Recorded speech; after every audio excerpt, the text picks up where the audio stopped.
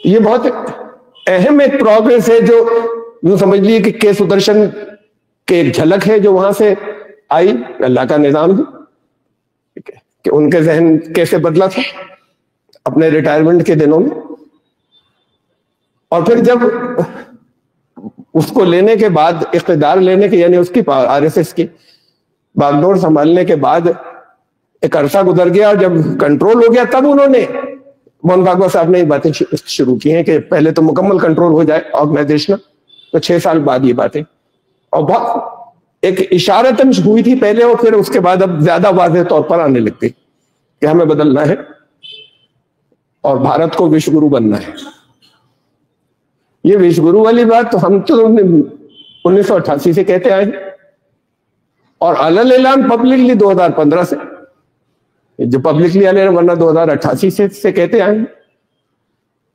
हम कहते आए हैं इसलिए कि कुरान में है, हम कहते आए हैं इसलिए कि वेद में मौजूद है, वेद की बुनियाद पर है। क्या वहां पर नरा मंथथा से बात, मंथथा नरा से बात शुरू हुई, मंथन होगा ये लोगों। अब मंथन की जगह जो है वो मतलब वो क्या, समुद्र मंथन। अब मंथन का नाम समुद्र मंथन के साथ जोड़ा गया है, जो मैंने पिछली मर्तबा आपको सुनाया था। समुद्र भी इल्म का वो है सूचक या अलामत, इल्म के लिए इस्तेमाल होता है समंदर भी लिटरेरी या मजहबी दुनिया के अंदर। और मंथन रिसर्च को कहते हैं, जैसे समंदर के अंदर है।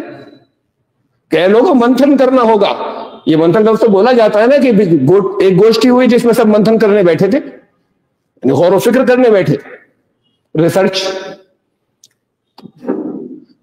तो वेद ने कहा कि लोगों को मंथन करना होगा और यज्ञ से कृता, एक यज्ञ आएगा बहुत बड़ा, यज्ञ कहते हैं इज्तिमाई, ये भी यज्ञ जो यहां, इसको भी यज्ञ कहा जा सकता है, जो इस वक्त यहां पर हो रहा है इलाहाबाद के अंदर महाकुंभ के नाम से।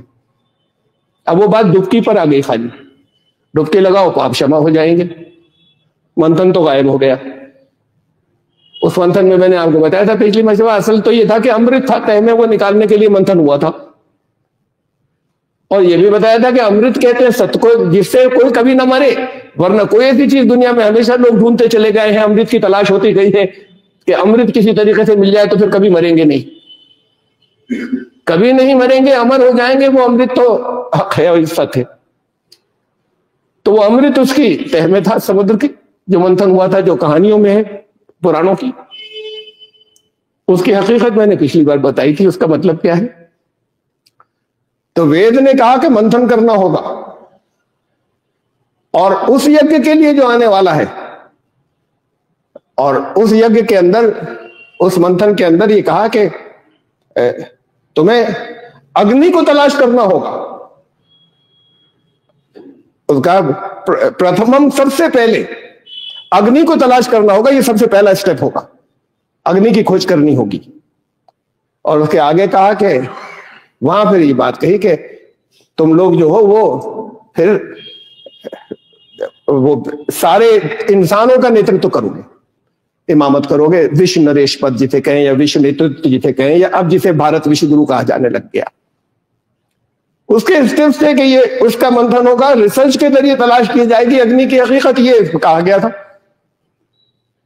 अब अग्नि क्या है, इन लोगों ने तो रिसर्च नहीं की, हमने बहुत की है और बहुत कुछ उस पर मैंने कहा है। यहाँ मौका नहीं है कि मैं तफसीलात रखूं, उस पर लिखा भी है, किताब भी है, और मुख्तलिफ मौकों पर तफसीलात रखी भी है कि वो क्या चीज है। वो हक, वो अग्नि जिसका मंथन के लिए अमृत निकाला था, और मंथन, कुरान कहता है कि, वेद कहते हैं कि मंथन के जरिए तुम अग्नि को निकालना। क्या है वो? ये आग तो है नहीं, ये आग जो जलाई जाती है।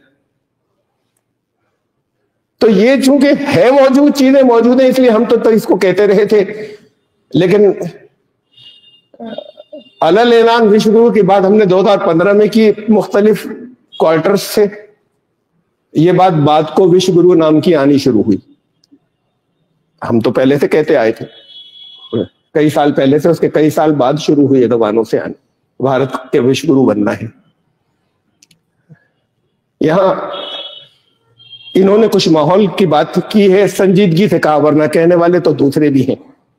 सतयुग का नाम लेने वाले भी वो लोग भी हैं जो सच से बिल्कुल हटकर उन्होंने जो कुछ यहां पर पॉलिसियां रखी हैं वो है मौजूद।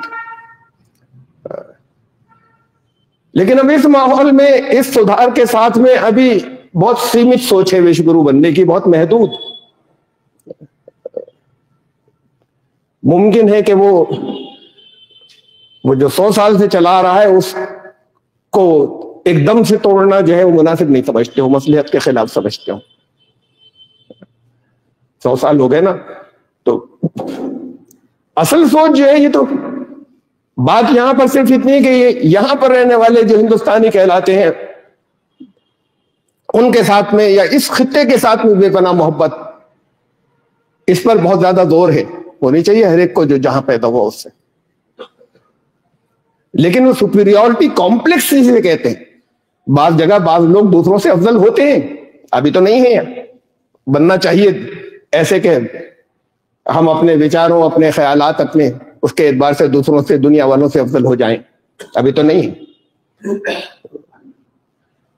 जब ये इससे बाहर निकलेंगे कि ये तो पहले नंबर की चीज है ना संघ की, कि जो कुछ भी है अपनी जान, अपनी ख्वाहिशात, अपना सब कुछ निछावर इस धरती के लिए, इतने पार्ट के लिए। वेद ने कहा था ना, ये वेद धर्म की बात कहता है, धर्म इन बाउंड्री से, इन हुदूद से आगे जाता है। उसने तो पूरी दुनिया के लिए कहा था। वेद ने जो कुछ कहा था वही इतने टुकड़े के लिए नहीं कहा था। ये कहा था कि हाँ नेतृत्व तो तुम करोगे, मंथन तो करो, रिसर्च तो करो, तो इमामत तुम्हारे हाथ में होगी और लीडरशिप तुम्हारे हाथ में होगी इसकी, इतनी बात कही थी। तो जब तक ये इससे निकलकर हम जिस अखंड भारत की बात करते हैं वो पूरी दुनिया है, इंसान से मोहब्बत की बात, इंसान पूरी दुनिया में है। हम अगर अपने टुकड़े की, सिर्फ इस छोटे से टुकड़े की बात करते रहेंगे, जैसे मैं कहता हूं कि जब दुनिया कहेगी गुरु मानेगी तब गुरु होंगे, अपनी जबान से कहने से कुछ भी नहीं होगा। बदलेंगे तभी तो कहेगी, तब्दीली कुछ आएगी तो। ऐसे ही ये बात भी है कि ये अभी जो है ये सिर्फ इसी इतने हिस्से के अंदर सोचिए, सुपीरियरिटी कॉम्प्लेक्स जो है वो मौजूद है, एहसास बरतरी। जब ये सोच जो है, जब ये आलमगीर होगी, जब ये सोच विश्व स्तरीय होगी कि दुनिया के सारे इंसान मोहब्बत करने के काबिल, अभी जबान से कोई निकाल दे उनमें का कि सबसे प्रेम, तो कहेंगे पाकिस्तान से भी, उनसे भी, इनसे भी प्रेम सबसे कैसे हो जाएगा, तो फौरन ये नाम आने लगेंगे। तो अभी तो जबान से इस तरह की बात निकाल भी नहीं सकते। जिस दर्जे से कुछ हमें प्रोग्रेस हमने महसूस की है हल्के हल्के, तो हम तो एक कदम उनसे लगातार आगे ही हैं। हमने ही इसका भी पहले ऐलान किया था जब विश्व गुरु के नाम आना शुरू हुआ है, और हमने ही इस बात को रखा कि आलमगीरियत होगी, ये विश्व स्तरीय होगा, पूरी दुनिया के लिए होगा जो कुछ होगा। हाँ, लीडरशिप यहां से उभरे हिंदुस्तान से, इसके इशारे मौजूद हैं, इसकी तफसीलात मौजूद हैं, क्या हदीस के अंदर है। तो ये अभी तो यहां इंटरनल स्ट्रगल चल रही है, आपसी कश्मकश।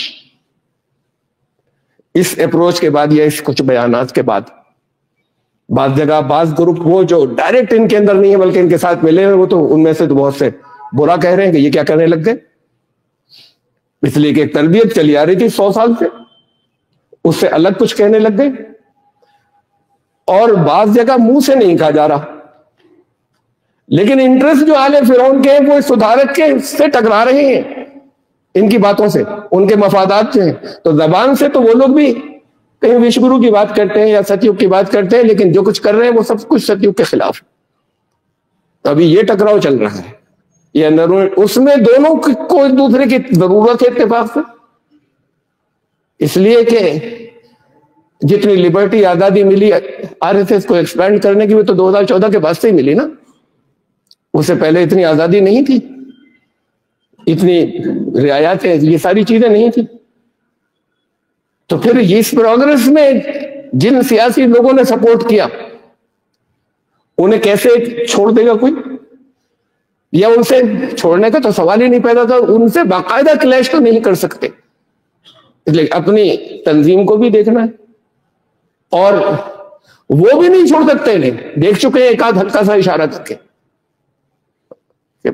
ये कह दिया था कि हमें उनकी अब जरूरत नहीं है, उनमें से एक ने, उनके एक अहम लीडर ने, कि हमें अब जरूरत नहीं है, यहां तक तो हम हाथ पकड़ कर आए थे और बहुत बड़ा नुकसान एकदम से पहुंच गया।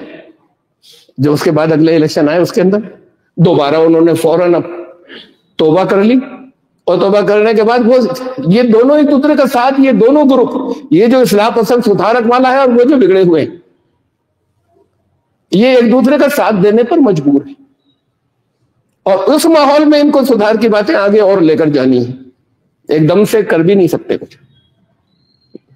यानी ये अगर उनकी टांग खींच लें तो वो गिर जाएंगे, वो इनकी टांग खींच लें तो ये आगे नहीं बढ़ पाएंगे। ये जरूरतें हैं, ये नजाकतें हैं और बारीकियां हैं।